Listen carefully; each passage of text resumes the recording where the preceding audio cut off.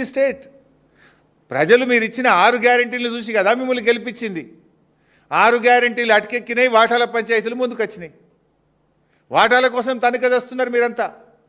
అరే మొన్న చూసినాం కదా, ఆయన పేరేంది, మన ఏఐసిసి నాయకులు సంపత్ కుమార్ గారు డైరెక్ట్ కాంట్రాక్టర్నే బెదిరించేసిండు. 8 కోట్లు ఇస్తావా అని పేపర్లలో చదివినాం మనం.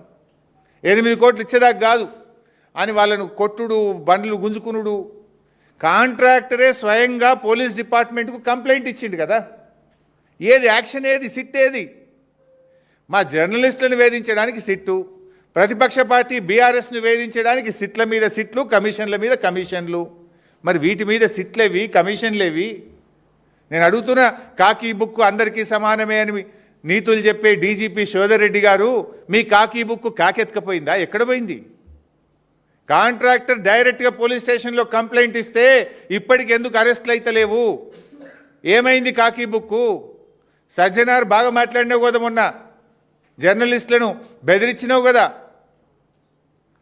ఎమర్జెన్సీ ఉంటే మీరు ఇక్కడ ఉంటారా, నేను మీతో మాట్లాడతానా, మీరంతా జైల్లో ఉంటారని జర్నలిస్టులనే బెదిరించే ధోరణితో మాట్లాడినావు కదా.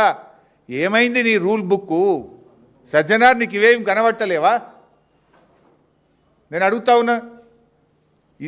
ఇది ఒక దండుపాలెం ముఠా తయారైపోయింది. రాష్ట్రం పరువు తీస్తూ ఉన్నారు మీరు.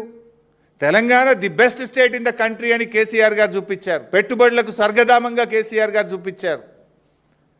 అద్భుతమైన పురోగతి సాధించింది తెలంగాణ రాష్ట్రం కేసీఆర్ గారి నాయకత్వంలో.